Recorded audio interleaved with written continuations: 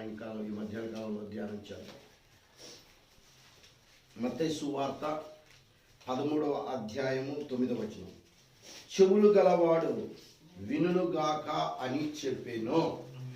దేవుడు ఈ వాక్యమును దీవించి ఆశీర్వదించి విరిచి నీకు నాకు మనందరికీ అనుగ్రహించునుగాక. ఆమేన్. మంచిది, అందరూ కూర్చున్నాం. ప్రియమైన దేవుని పిల్లారా, మరి ఇప్పుడు వచ్చిన మీ అందరికీ ప్రభువైన యేసుక్రీస్తు నామములో శుభములు తెలియజేస్తూ ఉన్నాం. నిజంగా సాతాను చాలా ఆటంకాలను ఏర్పరుస్తూ ఉన్నది.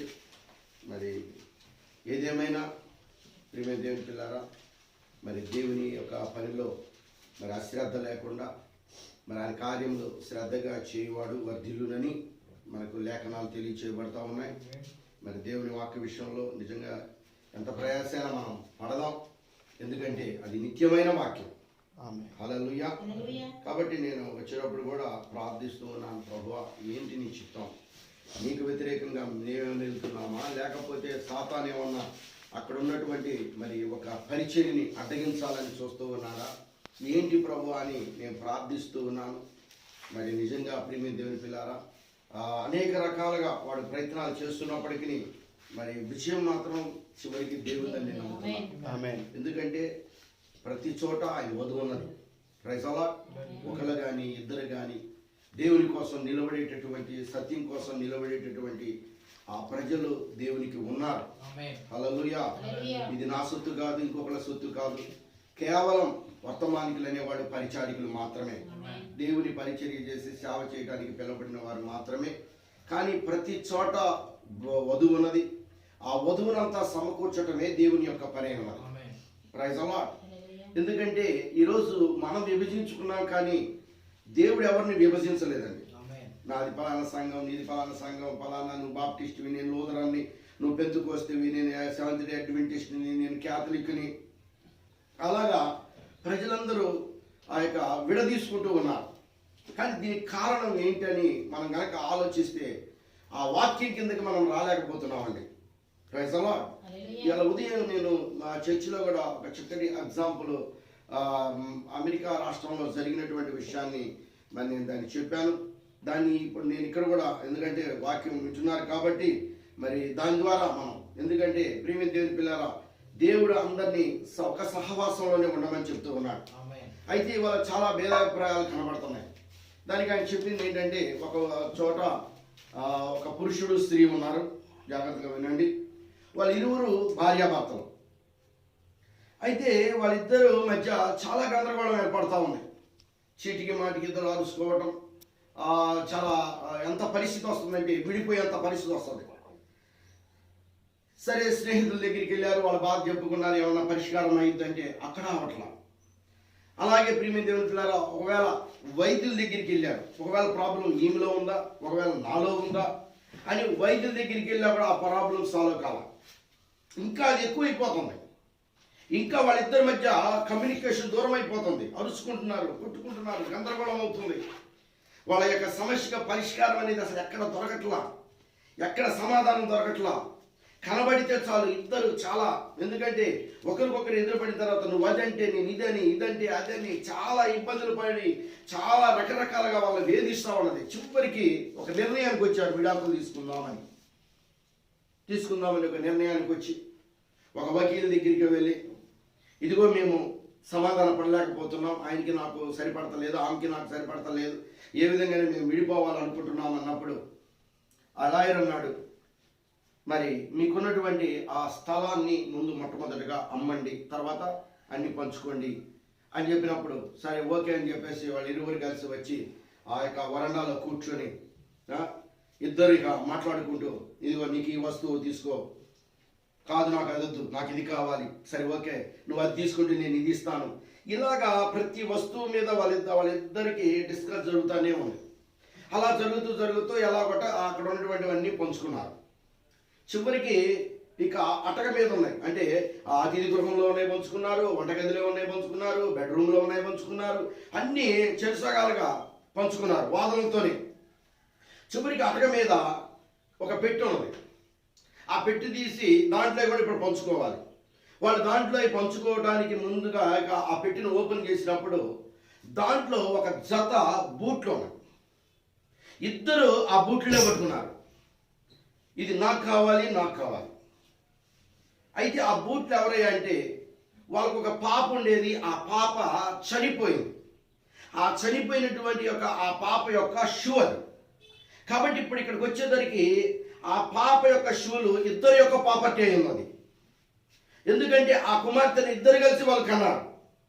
ఇద్దరు యొక్క ప్రాపర్టీ అయి ఉన్నది కాబట్టి ఇద్దరు ఇది నాకంటే నాకు, నాకంటే నాకు అనుకుంటున్నారు. ఇది నాకు కావాలి, నాకు కావాలనుకున్నారు. కానీ అది విభజించుకోవడానికి కుదరదు. అయితే ఇద్దరు దాన్ని పట్టుకొని కన్నీళ్లు కాచుకుంటూ ఏడుస్తూ వాళ్ళ పాపను గుర్తు చేసుకుంటా ఉన్నారు. ఆ రక్త సంబంధాన్ని గుర్తు చేసుకుంటా ఉన్నారు. ఆ యొక్క పాపను వాళ్ళు గుర్తు చేసుకుంటూ ఏడుస్తూ వెంటనే వాళ్ళిద్దరూ ఒకరినొకరు హత్తుకొని మనం విడిపోవద్దు, నన్ను క్షమించు, నన్ను క్షమించని ఇద్దరు సమాధాన పడ్డారు. హల్లెలూయా. కాబట్టి దీని యొక్క సారాంశం ఏంటంటే ఈరోజు ప్రజలు నీ సంఘం అది, నా సంఘం అది, నీ ప్రజలు అది, నా ప్రజలు ఇది, నేను ఈ విధమైన మార్గంలో పోతున్నా, నేను ఈ విధమైన మార్గంలో పోతున్నా అని ప్రజలు కొట్టుకుంటున్న సమయంలో మనందరి యొక్క క్షమాపణ కొరకు మనకున్నటువంటి వెల చెల్లించింది యేసుక్రీస్తు యొక్క రక్తమే.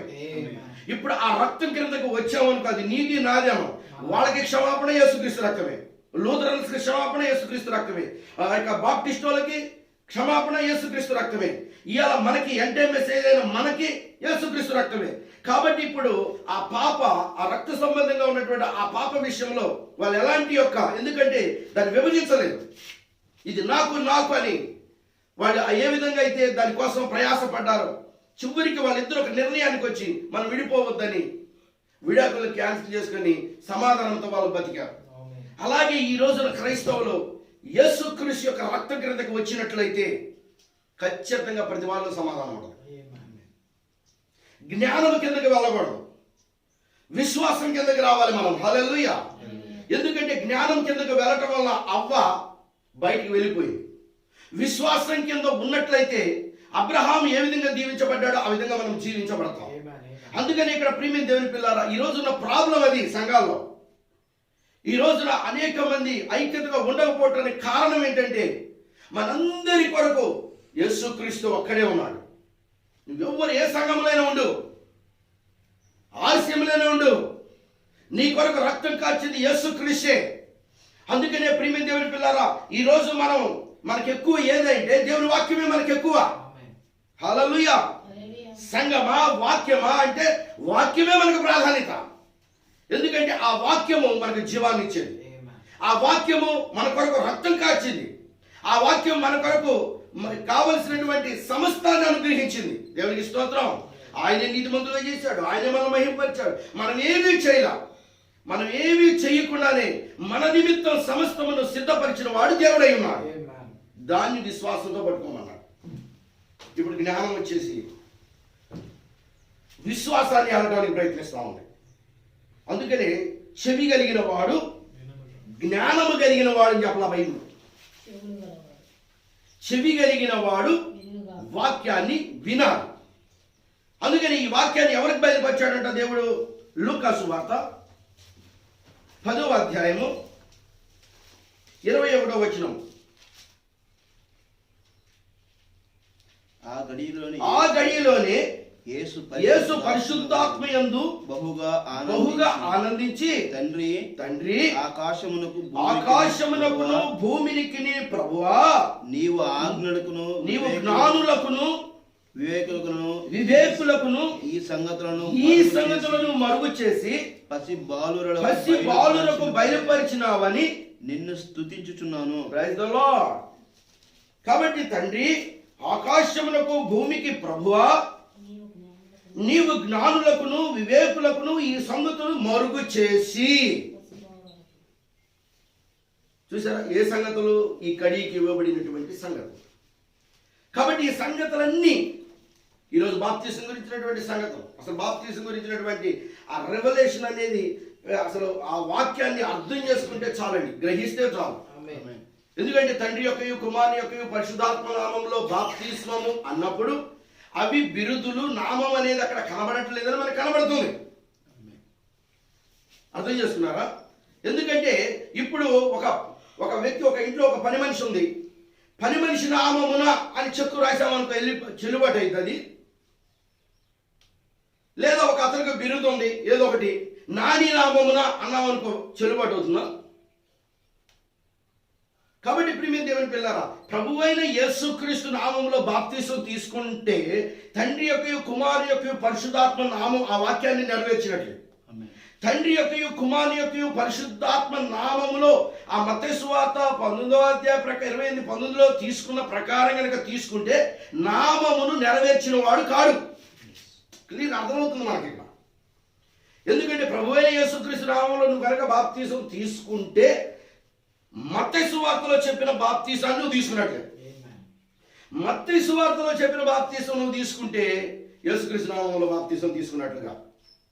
ఇప్పుడు ప్రజలు ఏమంటారంటే అదైనా ఇదైనా కరెక్ట్ అని అంటారు. మనం అంటాం అది కరెక్ట్ కాదు ఇది కరెక్ట్ అంటాం. ఎందుకంటే ఎక్కడ ఏ వచనంలో ఆ విధముగా బైబిల్లో ఎవరు ఎక్కడ ఇచ్చినట్లుగా ఒక రిఫరెన్స్ కూడా లేదండి. అందుకే జ్ఞానం కలిగిన వాడు వినడు, చెవి కలిగిన వాడు మాత్రమే వింటాడు. Praise the Lord. ఎందుకంటే ఆత్మ సంగములతో చెప్పుచున్న మాట చెవి కలిగిన వాడు వినుగాక. ఎందుకంటే సాతాను బహు తెలివి కలిగిందండి. ఆ రోజు అవ్వ దగ్గర నుంచి వాడు అదే విధానంలో పనిచేస్తూ ఉన్నాడు. దేవుడు మానవుడిని ఎక్కడ చంపుతాడో సాతానికి తెలుసు. ఎందుకంటే వాడి చేతికి మట్టి తగలకుండా దేవుని చేతనే వాక్యాన్ని కనుక వీళ్ళు మీరిపోతే ఆటోమేటిక్గా దేవుని ఉగ్రత ఆయన మీదకి వచ్చేసింది. అర్థం చేసుకున్నారా? కాబట్టి సాతానుడి యొక్క పన్నాగమే అది. ఆదాము అవ్వల్ని బయటికి లాగితే చాలు, ఇక వాడి యొక్క ఆలోచన వాడి తలంపులన్నీ నెరవేర్చుకోవచ్చు అనుకున్నాడు. ఎందుకంటే ప్రియమైన దేవుని పిల్లరా, వాడి అధికారం పరలోకంలో కుదరలా. కనీసం భూమి మీద సరే ఆ అధికారాన్ని సంపాదించుకోవాలనుకున్నాడు. కానీ ఆ అధికారం ఎవరికి ఇచ్చాడు? మన ఆదికాండంలో చూస్తే 1వ అధ్యాయం 26వ వచనం తర్వాత చదవకల్లా దాంట్లో చూస్తే వారు భూమిని ఏలుదురు అన్నాడు, వారి సమస్తమును ఏలుదురు అన్నాడు. అంటే ఇప్పుడు అధికారం ఎవరికి ఇచ్చాడు? ఆదాము అవ్వలకు ఇచ్చాడు. వాడు ఊరుకుంటాడా? వాడి మనసులో కోరిక ఉంది కదా, ఆ అధికారం కోసమే మెల్లిగా వాళ్ళ బయటికి. ఇప్పుడు ఆ అధికారం సాతాను చేతిలో ఉన్నదంటానికి రుజువు ఏంటంటే మత్తయి సువార్తే మనకు రుజువు. యేసుక్రీస్తు దగ్గరికి వచ్చి ఈ లోక రాజ్యాలన్నీ, ఆ సోదరు ఎందుకు వచ్చింది? ఆ రాజ్యాలు వాడి చేతిలో ఉండబట్టే యేసుప్రభుకి సోదరు తీసుకొచ్చింది వాడు. అంటే ఆ రాజ్యం అతని చేతిలో ఉన్నదనేగా. ఈ రాజ్యాలన్నీ నాకు నమస్కారం చేస్తే నీకు ఇచ్చేసేస్తాను అన్నాడు. చూసారా ప్రియమైన దేవుని పిల్లరా? అంటే ఆ రాజ్యం వాడికి సంబంధించింది. ఇప్పుడు ఆ కల్వరిలో ఆ రాజ్యపు యొక్క ఆ శక్తిని వాడి నుండి తీసివేసి అది మరలా దేవుని పిల్లలకి ఇచ్చాడు ఆయన. హల్లెలూయా. ఎందుకంటే అబ్రహాం సంతానానికి ఇచ్చాడు ఆయన, అబ్రహాం యొక్క పిల్లలకి ఇచ్చాడు ఆయన. దేవునికి స్తోత్రం. అందుకనే ఈ ప్రకృతి ఇప్పుడు నువ్వు వెళ్తున్నావు. ఈ ప్రకృతిని ఏలడానికి కావలసిన విశ్వాసాన్ని దేవుడు మళ్ళా పునర్దింపజేశాడు. ఆ జ్ఞానంలో నుండి దేవుడు మళ్ళీ బయటికి తీసుకొచ్చాడు. ప్రియమైన దేవుని పిల్లల, జ్ఞానం బహు ఘోరమైనటువంటిది. జ్ఞానంలో కూడా 2 రకాలు ఉన్నాయి. దేవుని జ్ఞానం ఉంది, సాతాను జ్ఞానం ఉంది. ఒక్కసారి యాకోబు రాసిన పత్రిక చూద్దాం, ఆ స్క్రిప్చర్ చూద్దాం. Praise the Lord. యాకోబు రాసిన పత్రిక 15వ వచనం, ఏది 3వ అధ్యాయం. ఈ జ్ఞానము పై నుండి దిగి వచ్చేది కాదు. ఈ జ్ఞానం అంటే ఏ జ్ఞానము? 13వ వచనం చదవండి. మీలో జ్ఞాన వివేకములు గలవాడెవడు? వాడు జ్ఞానముతో కూడిన సాత్వికము కలవాడై తన యోగ్య ప్రవర్తన వలన తన క్రియలను కనబరచవలెను. అయితే మీ హృదయములలో సహింపనలవి కాని వివాదమును ఉంచుకున్న వారైతే అతిశయపడవద్దు, విరోధముగా అబద్ధమాడవద్దు. ఈ జ్ఞానము పై నుండి దిగి వచ్చినది కాక భూ సంబంధమైనది, ప్రకృతి సంబంధమైనది, దెయ్యముల వంటి జ్ఞానము కలిగిందే ఉన్నదంట ఈ జ్ఞానం. చూసారా ప్రియమైన దేవుని పిల్లరా? ఎందుకంటే మీ హృదయంలో సహింప వలని కాని, అంటే పుట్టోడ్సులు ఏమి ఇచ్చాడంటే చేదైనా అని ఇచ్చాడు. వాడు అక్కడ చేదే కదా, ఒక వేరుని కదా పంపించింది అవ్వ దగ్గరికి. వాడు యుక్తితో అవ్వ దగ్గరికి ఆలోచింపజేసేటట్లు చేశాడు కదా, అవ్వ వినేటట్లుగా చేశాడు కదా. నిజమే, దేవతల వల్లే మనం ఉంటాం, మంచిదే కదా. దేవుడు కూడా నాతో సమానం అన్నారు కదా, ఎందుకంటే ఆయన స్వరూపంలో మనం చేసుకున్నాడు కదా. చూడండి ఎలా ఆలోచిస్తుంది అవ్వ. ఇంకా మంచి చెడ్లు, ఇప్పుడు మనకి ఏది మంచి ఏది చెడ్డో తెలియలేదు. మంచి చెడు తెలుసుకుంటే తప్పేంటి? ఆలోచింపజేశాడు. ఒక కొత్త మార్గాన్ని తీసుకొస్తుందంట.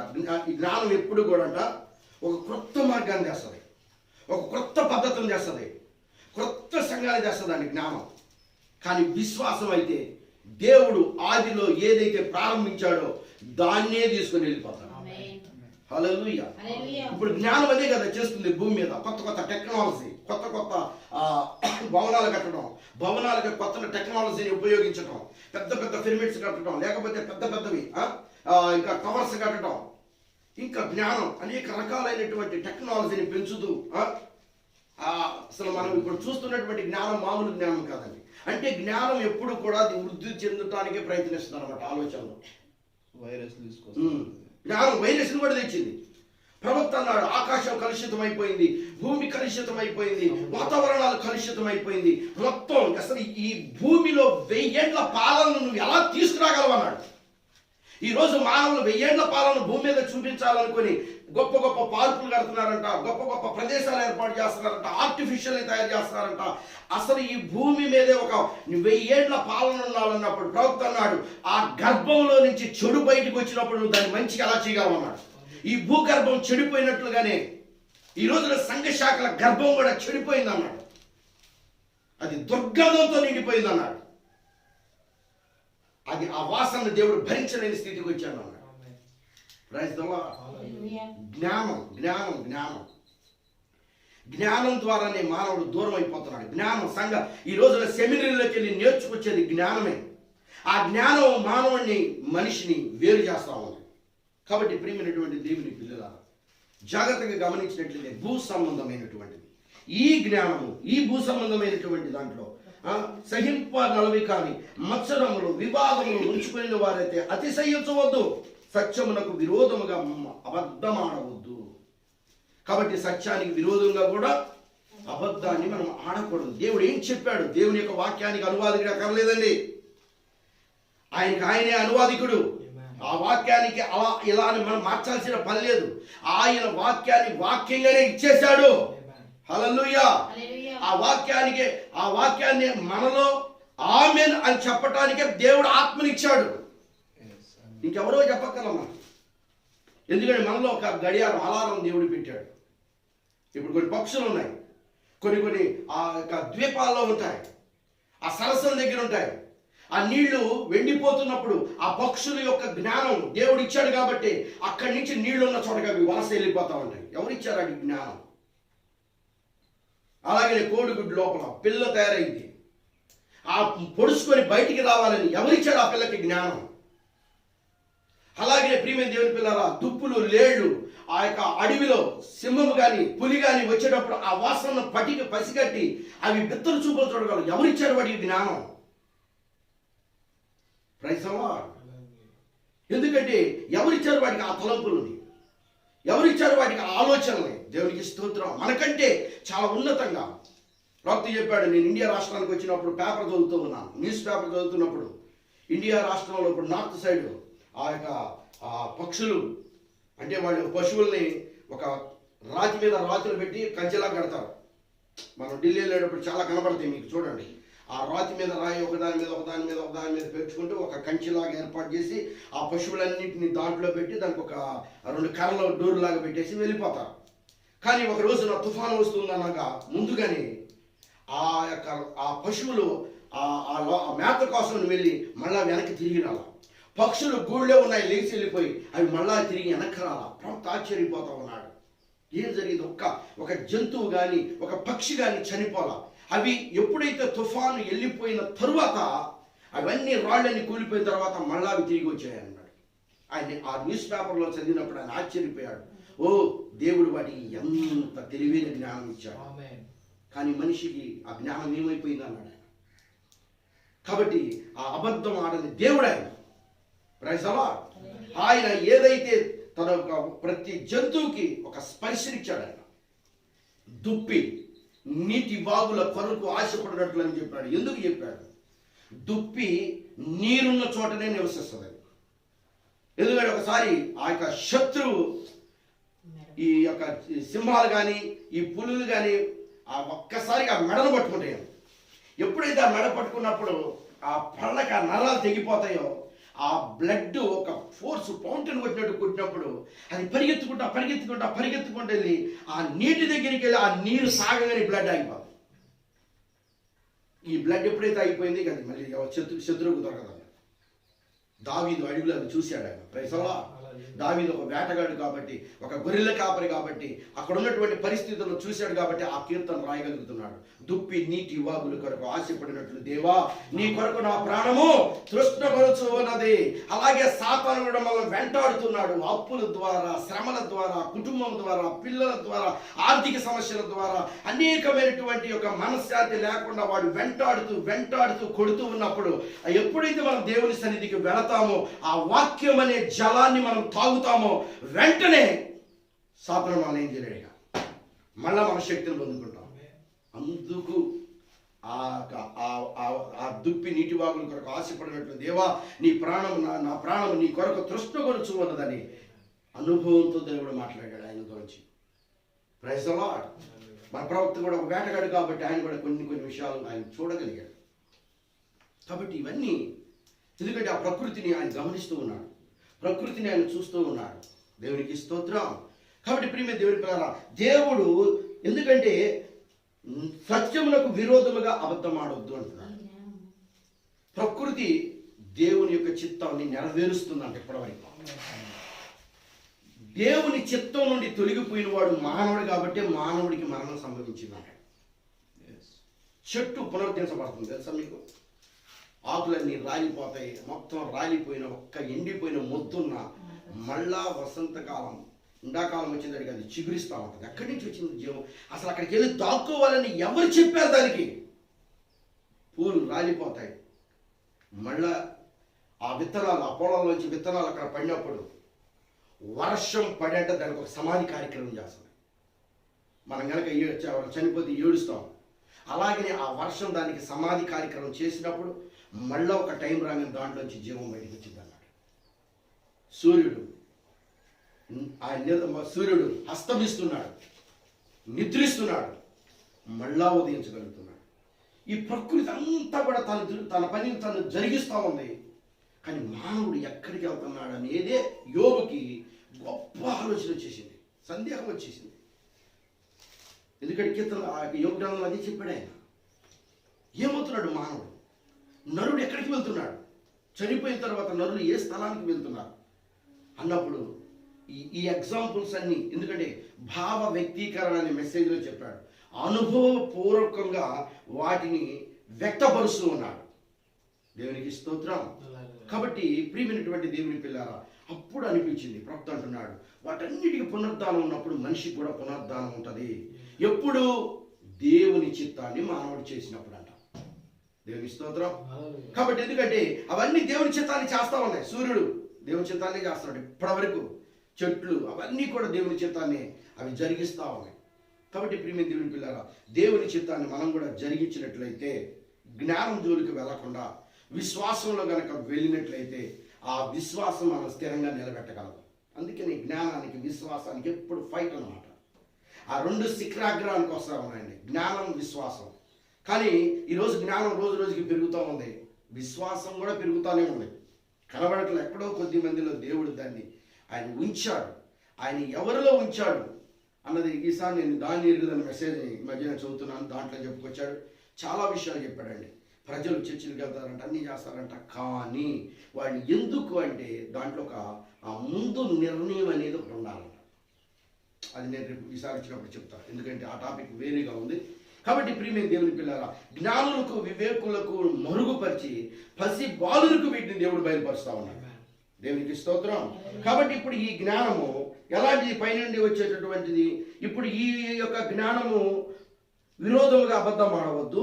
ఈ జ్ఞానం ఎలాంటిదంటారా?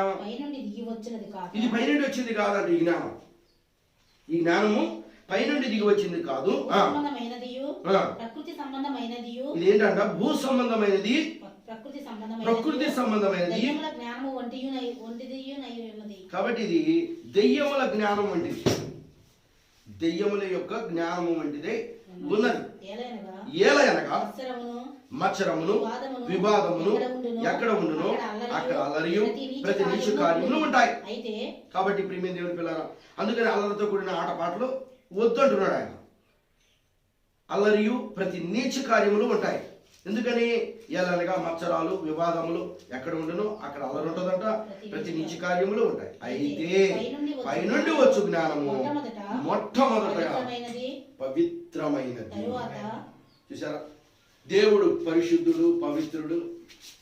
అందుకే అంటాడు, ఆయన పరిశుద్ధుడై ఉన్న ప్రకారం మీరును పరిశుద్ధులై ఉండుడి. ఆయన పవిత్రుడు, మీరు కూడా పవిత్రులై ఉండుడి, పేతురు పత్రికలో అంటాడు. కాబట్టి ఇప్పుడు ఆయన పరిశుద్ధుడు. ఎందుకంటే పరిశుద్ధ స్థలంలో పరిశుద్ధమైనదే నిలబడాలి, అపరిశుద్ధమైనది నిలబడదు. విశ్వాసం స్థానంలో జ్ఞానం నిలబడదు.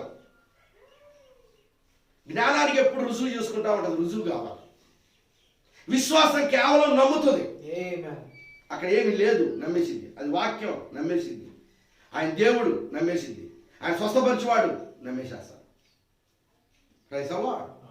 ఎందుకంటే ఆయన వాక్యము అంత స్థిరమైనటువంటిది. దేవునికి స్తోత్రం. కాబట్టి ప్రియమైన దేవుని పిల్లరా, ఇప్పుడు పైనుండి వచ్చే జ్ఞానం మొట్టమొదటిగా పవిత్రమైనది, తరువాత రెండవది అది సమాధానంతో ఉంటుందంట. ఇప్పుడు ఆ భార్య భర్తల ఇరువురి మధ్య ఆ రక్త సంబంధం కాబట్టి ఆ పిల్ల విషయంలో వాళ్ళిద్దరూ అప్పటిదాకా అరుచుకున్న వాళ్ళు ఏడ్చి కన్నీరు గార్చి ఒకటయ్యారు. అలాగే ప్రభువైన యేసుక్రీస్తు యొక్క రక్తమే మనల్ని సమాధాన పరిచేది. కొలస్సీలకు రాసిన పత్రిక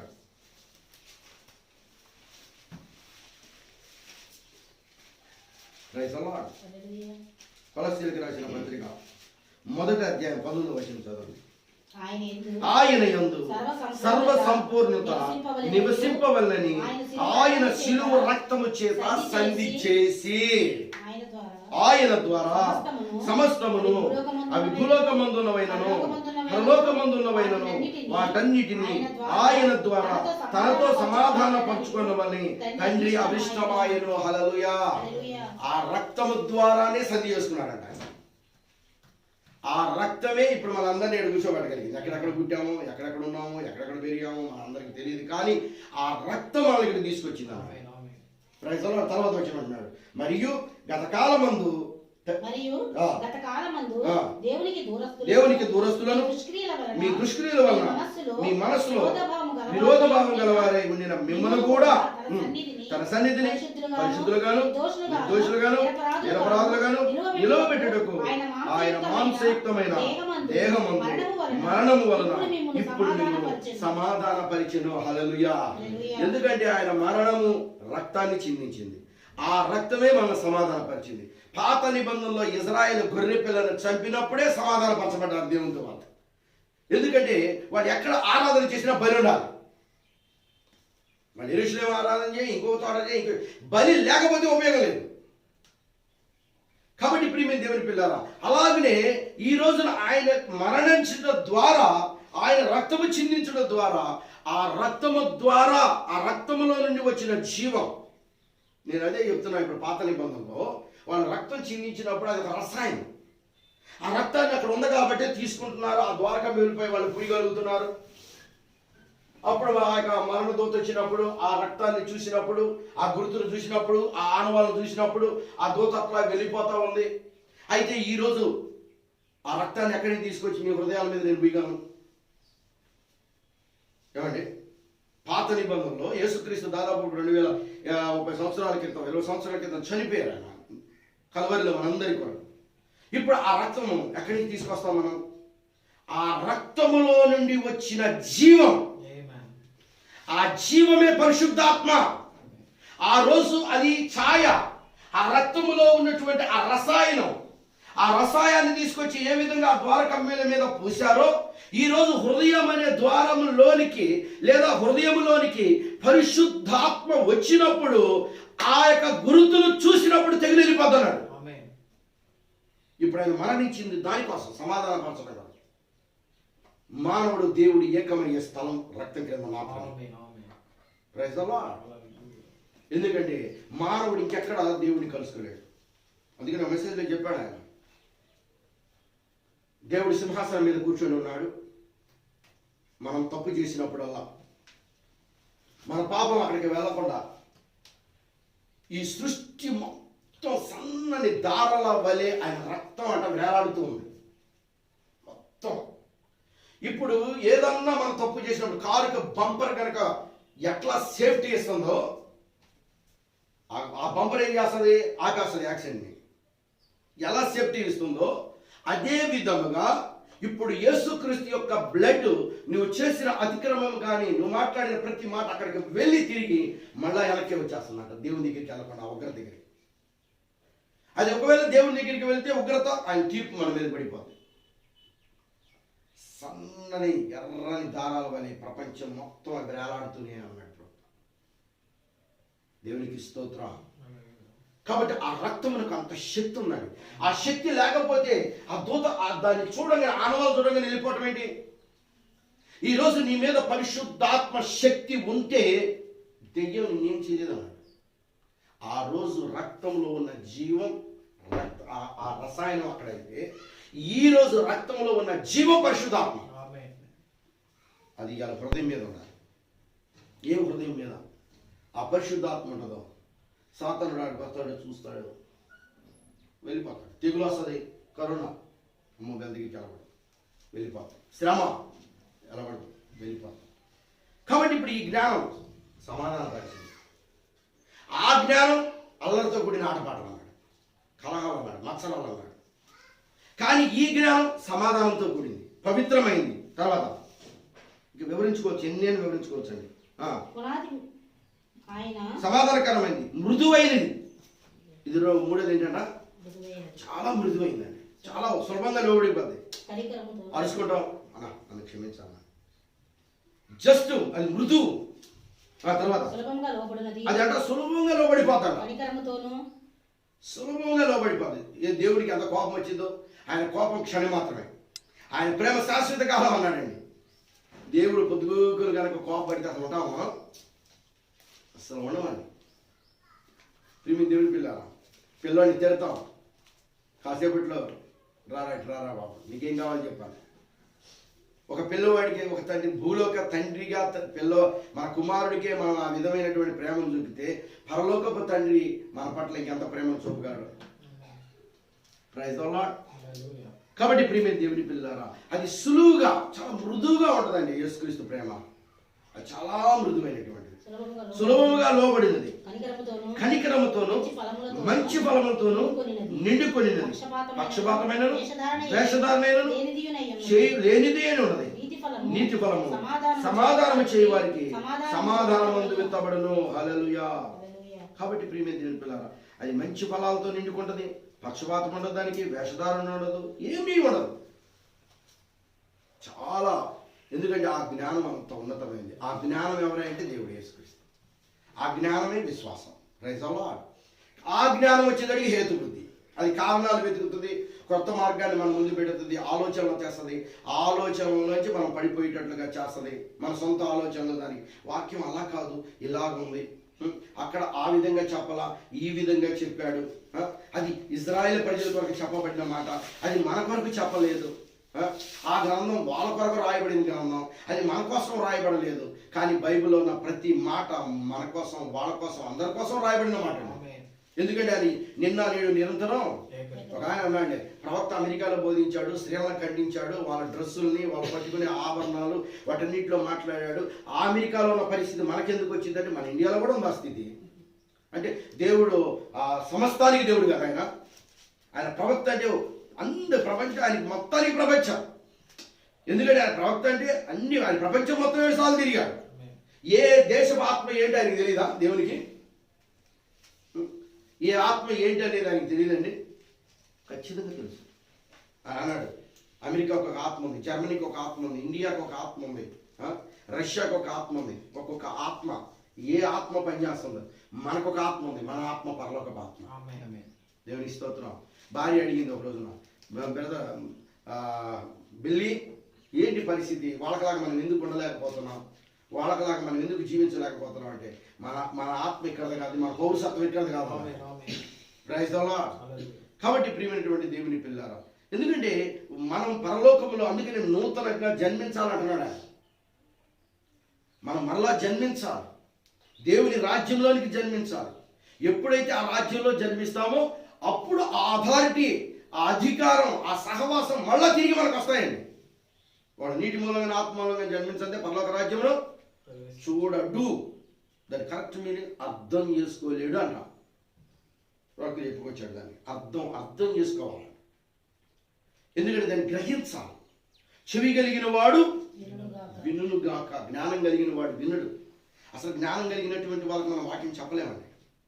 చాలా చాలాసార్లు మీకు ఒక ఎగ్జాంపుల్ కూడా చెప్తాను. ఒక చిన్న పిల్లవాడికి ఒక చాక్లెట్, ఒక మిఠాయి ఇస్తే కమ్మగా థ్యాంక్స్ అంకుల్ అని చెప్తాడు, వెళ్ళిపోతాడు, కమ్మగా తినేస్తాడు. అదే ఒక జ్ఞానం కలిగినటువంటి ఒక ఎదిగిన వ్యక్తికి ఇస్తే, ఈరోజు నీ పుట్టినరోజా, ఎలా ఏంటి, స్పెషల్ ఏంటి, ఎందుకు ఇచ్చావు, ఎలా అడుగుతాడు. అందుకే మీరు ఎలా ఉండాలంట, పసిపిల్లలు లాంటి వారే ఉండాలి. ఇలాంటి వారిదే పరలోక రాజ్యం అన్నాడు. Praise the Lord. ఎందుకంటే వాళ్ళకు ఉన్నటువంటి యొక్క ఆ స్వభావం, ఆ నేచర్, పిల్లలకి ఏది పెడితే అది కసినేయకుండా వెళ్ళిపోయి తినేసేస్తారు. మేము దేవుని పిల్లలు. అదే పెద్దవాళ్ళకైతే, మాకు చిన్నప్పుడు మా ఇంటి దగ్గర గుడి ఉండేది, నవగ్రహాలు ఉండేది. నువ్వులు బెల్లం పెట్టేసి ఆ శనిగా దగ్గర పెట్టేవాడు. మేమే తినేవాళ్ళం, మాకు తెలియదు కదా. పెద్దవాళ్ళు అనేవాళ్ళు ఏమనేవాళ్ళు, ఒరేయ్ వాటి తినద్దురా, వాటిలో ఇవి ఉంటాయి, ఆ దోషం ఆ శని వచ్చి నీ మీద పడిదిరా. పిల్లలు మాకేం తెలిసింది, వాళ్ళు పెడుతున్నారు, తింటున్నాం. ఇప్పుడు వాళ్ళేంటి, ఎన్ని ప్రశ్నలు. అలాగే వాక్య విషయంలో కేవలం నమ్మటమే మనం, ప్రశ్న అనేది లేదు. ఇక కేవలం దేవుడు చెప్పాడంతే. మోషే లాంటి వాడే నమ్మేశాడు. ఆ స్వరం, మాకు అగ్ని పొదలో నుంచి ఆ స్వరం వినబడుతున్నప్పుడు ఖచ్చితంగా నిజంగా రసాయనిక శాస్త్రంలో ప్రావీణ్యుడు అంట మోషే. అసలు ఈ చెట్టు ఎలా కాలుతా ఉంది, ఒకసారి వెనక్కి వెళ్ళి తిరిగి చూద్దాం, అసలు చెట్టు కాలకుండానే మంట వస్తుంది, పరిశీలిద్దాం, అప్పుడు నమ్ముదాం అని అనలేదంట మోషే ఖచ్చితంగా అక్కడ విధేయుడయ్యాడు. ఆ విధేయతే మోషేని దేవుని రాజ్యాన్ని తీసుకెళ్ళాడు. మేము స్తోత్రం. కాబట్టి జ్ఞానం అనేది ప్రతి చోట పనిచేస్తానే ఉన్నది. ఆ జ్ఞానం మనిషిని పతనం చేస్తూ ఉంది, పాడు చేస్తూ ఉంది. విశ్వాసం అయితే మనిషిని బ్రతికిస్తుంది, మనిషిని స్వస్థపరుస్తుంది, మనిషిని విమోచిస్తుంది, మనిషిని ఆనందింపజేస్తుంది. అందుకని చెవి కలిగిన వాడు వినాలి. ఈ జ్ఞానం, ఆ జ్ఞానం. ప్రియమైన దేవుని పిల్లారా, అందుకనే మనం ఏ జ్ఞానం కలిగి ఉంటున్నాం ఈ రోజున? చెవి కలిగిన వాడు వినుగాక అని అక్కడ ఆ యొక్క విత్తనాల గురించి ప్రభు చెప్పుకుంటా వస్తూ ఉన్నాడు. కొన్ని విత్తనాలు విత్తువాడు వాక్యాన్ని విత్తుతూ ఉన్నాడు. కొన్నేమో రాతి నేల పడ్డాయి, కొన్నేమో నడిచే నేలలో పడ్డాయి, కొన్నేమో ముళ్ళబాటలో పడ్డాయి, కొన్నేమో మంచి నేలలో పడ్డాయి. అవి 30 అంతలు 100 అంతలు 60 ఫలించాయి. కాబట్టి ప్రియమైన దేవుని పిల్లరా, ఈ రోజున అసలు అవి ఎక్కడెక్కడ పడినవి అంటే కనుక మనం చూసినట్లయితే ఆయన చాలా పేర్లు పెట్టి ఆయన వాక్యాన్ని చెప్పాడు. వాటిని ఏ సంస్థ ఏ విధంగా అణిచివేస్తుంది, ఎవరు ఏ విధంగా ఫలిస్తున్నారు, ఎవరు ఏ విధమైనటువంటి బిరుదులతో ఉన్నారు. నేను చెప్పకూడదు కానీ నీకు అర్థం అవ్వాలని నేను చెప్తున్నానని వారు వివరించాడు. అయితే కొన్ని వీళ్ళ వలన శ్రమలు అనేటువంటి లోయలోకి వెళ్ళిపోయినాయంట, నెట్టేస్తున్నారంట. కొన్ని విత్తనాలని అని అలా విసిరేసినప్పుడు ఆ వెళ్ళి ఒక లోయలో పడినప్పుడు ఆ లోయలో కొద్ది నీరు ఉంటుంది, ఆ నీటితో అవి బ్రతుకుతూ ఉన్నాయి. ఇప్పుడు మనం అందరూ నెట్టేసిన ఈ రాతి మీద నీరు ఉండదు, రాతి కింద మట్టి ఉండదు, ఎక్కడో ఉంటుంది. కానీ అవి వేరు లేకపోతే ఎండిపోతాయి. కానీ అవి ఆ నెట్టివేయబడినటువంటి ఈ సంఘ సమైక్య ద్వారా నెట్టివేయబడినటువంటి ఆ విత్తనాలు లోయలో పడ్డాయి. అందుకే లోయలోని పద్మమా అని పేరు పెట్టాడు ఆయన. రేపు వారం చెప్తా ఆ లోయలోని పద్మం. ఆ లోయలో ఏముంటాయి, ఆ లోయలో నుంచి అది ఏ విధంగా ఎదుగుతూ ఉన్నది, ఏ విధంగా అది ఫలిస్తూ ఉంది.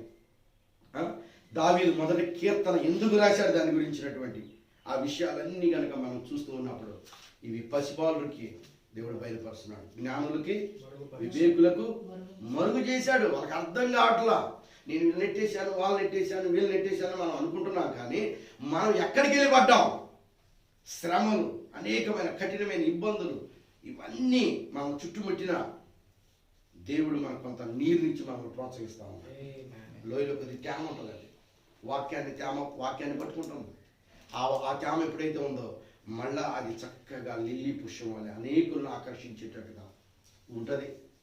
కాబట్టి ప్రియమైనటువంటి దేవుని పిల్లలారా, ఈ యొక్క మధ్యాహ్నకాల సమయంలో జ్ఞానం నుంచి దేవుడు మనం బయటికి తీసుకురావడానికి, విశ్వాసంలో మనం స్థిరపరచబడటానికి, ఆది కాలంలో ఆదాము అవ్వల దగ్గర ఉన్నటువంటి సాతాను మధ్య ఉన్నటువంటి ఆ సిచ్యువేషన్ తీసుకొని ఆయన ప్రతి కాలాన్ని అలా అలా వివరించుకుంటూ వస్తున్నాడు. కాబట్టి ఆ రెండు ఏ వాతావరణాల్లో వాక్యం ఎదుగుతుంది, ఆ వాతావరణాల గురించి కూడా నేను మాట్లాడతాను. ఎందుకంటే ఆ వాతావరణంలో, జ్ఞానం అనే వాతావరణంలో ఎదిగే మొక్కలు ఏ విధంగా ఉంటాయి, వాటికి ఏ విటమిన్స్ వస్తున్నాయి. అలాగనే మంచి వాతావరణంలో విశ్వాసంలో ఎదిగేటటువంటి ఆ వాక్యానికి ఏ విటమిన్ ఉంటుంది. విటమిన్స్ గురించి దేవుని చిత్తమైతే వచ్చే వారం మనం మాట్లాడుకుందాం. ఎందుకంటే విటమిన్ ఆ ఏ విటమిన్లు ఉంటాయి, సాతాను ఏ విటమిన్లు ఇస్తుంది, దేవుడైతే ఏ విటమిన్ ఇస్తున్నాడు. ఎందుకంటే బైబిల్ ద్వారా సమస్తాన్ని ఈ కాలానికి దేవుడు మనకు అనుగ్రహించినందుకు మనం ఎంతో ధన్యులో. నేనైతే ఆనందిస్తున్నాను, సంతోషిస్తున్నాను.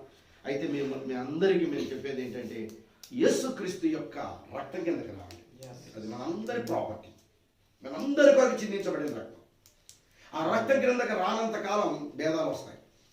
మీరు ఆ సంఘం అంటారు, మా సంఘం అంటారు, మేము లోదనం అంటారు, వీళ్ళు బతికొస్తూ అంటారు, మేము వన్నస్ అంటారు, వీళ్ళేమో త్రిత్వం అంటారు, ఏకత్వం అంటారు, ఒకళ్ళేమో ఎంటే మెసేజ్ అంటారు, ఒకళ్ళు అదంటారు, ఇది అంటారు. ఎప్పుడైతే ఆ చిందించిన రక్తం కిందకు వస్తామో అది మన సూచన, అది మన టోకెన్, అది మన గుర్తు. ఆ సూచన కిందకి ఎప్పుడైతే ఆ శక్తి కిందకి మనం వస్తామో అక్కడ అద్భుత కార్యాలు జరుగుతాయి. దేవుడు దాన్ని మనకి ఇవ్వాలని ప్రార్థన చేసుకున్నాం. అనేకులు దాని కిందకి రావాలంటే మన ప్రార్థన కళ్ళు మూసుకుని ప్రార్థన చేసుకున్నాం. మహోన్నతుడా, సర్వశక్తి మంతుడా, నీ కృతజ్ఞతలు, స్తోత్రాలు, స్తుతులు చెల్లిస్తూ ఉన్నాం. నిజంగా గత కొన్ని వారాల నుంచి జ్ఞానం, విశ్వాసాన్ని గురించి మేము మాట్లాడుకుంటున్నాం. ప్రభా, జ్ఞానం ఎక్కడ ప్రారంభమైంది, విశ్వాసం ఎక్కడ ప్రారంభమైంది, ఆ రెండింటి మధ్య పోరు ఎలా జరుగుతున్నది. ప్రభా, జ్ఞానం ఎప్పుడు ఓడిపోతూనే ఉంది, ఎప్పుడు విశ్వాసం నిలబడుతూనే ఉంది. ప్రతి కాలంలో విశ్వాసానికే విజయమై ఉంది. తండ్రి, ఈ చివరి దినాల్లో కూడా ఆ జ్ఞానాన్ని ఎదుర్కోవటానికి విశ్వాసం కలిగిన ఒక గుంపుని నువ్వు ఏర్పరచుకున్నావని మేము నమ్ముతున్నాం. దానికి మీరు వధువు అని పేరు పెట్టారు. ఆ వధువు అయితే పడిపోయింది, కానీ ఏదైనా తోటలో ఈ వధువు అనడం పడిపోతాను. కాబట్టి ప్రభువా, ఈ గడికి ఇచ్చిన వాక్యాన్ని బట్టి, ఈ గడికి ఇచ్చినటువంటి నీ యొక్క కృపను బట్టి ఈ లోక జ్ఞానం ఎలా ఉంటుంది, పైనుండి వచ్చే జ్ఞానం ఏ విధంగా ఉంటుంది. ప్రభా, జ్ఞానం కలిగిన వాడు వినుగాక అని చెప్పలేదు, చెవి కలిగిన వాడే వినుగాక అని వాక్యం చెప్తా ఉంది. కాబట్టి మా చెవులతో నీ వాక్యాన్ని వినుగాక, సాతాను ఏం చెప్పినా మేము వినకుండా ఉందుగాక. మీరే కార్యం చేయండి. మరి ఎంతో భద్రంగా, క్షేమంగా మీరు మమ్మల్ని తీసుకొచ్చారు. అన్ని బిడ్డలు కూడా ఇప్పటివరకు ఎంతో ఓర్పుతో ప్రార్థన చేసుకుంటూ తండ్రి వాక్యం కోసం మరి ఆశతో ఎదురు చూశారు. బాపట్లో నీ ప్రణాళికను మీరు బయలుపరచండి ప్రభువా. తండ్రి, వ్యర్థం కాకుండా చేయండి తండ్రి. ఒక రోజున మంచి ఫలాన్ని మేము కోసుకోవాలని ఆశపడుతున్నాం తండ్రి. నీ వధువు అన్నది నేనేదో రవి గారి కొరకు, రవి గారు నా కొరకు పని చేయట్లేదు. మేమందరం నీ వాక్యం కోసం నిలబడుతున్నాం ప్రభువా. ఒక నిజమైనటువంటి ధ్వజాన్ని ఇక్కడ మేము ఎత్తుతకు, ఒక నిజమైనటువంటి వాక్యాన్ని మేము కట్టుటకును, ఒక నిజమైన వధువుని సిద్ధపరచుటకును ప్రభువా మమ్మల్ని ముందుకు నడిపించండి. అవసరమైతే ఎక్కువగా మేము ప్రార్థించే వారిగా ఉంచండి. మాలో ఉన్నటువంటి ప్రతి బలహీనతను తొలగించండి ప్రభువా. మీ సాక్షిగా మమ్మల్ని నిలబెట్టండి. మీరు లేకపోతే మేము బ్రతకలేము ప్రభువా. తండ్రి, మాలో ఉన్నటువంటి ప్రతి బలహీనతను మరొక్కసారి తీసివేయమని మేము ప్రార్థిస్తున్నాం. 2000 ముగిసిపోతుంది, 2021లోనికి మేము వెళ్ళబోతున్నాం. మా ప్రవక్త అన్నాడు, సమయాన్ని వ్యర్థపరచుకోవద్దు, ఇక కాలం ముగిసిపోతుంది అన్నాడు. నిజమే ప్రభువా.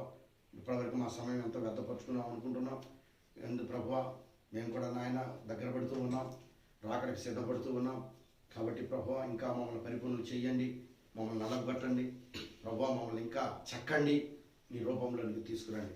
రవి గారి కొరకు, తన భార్య, వారి పిల్లల కొరకు మేము ప్రార్థిస్తున్నాం. ఆ పిల్లల్ని ఎదిగింప చేయండి.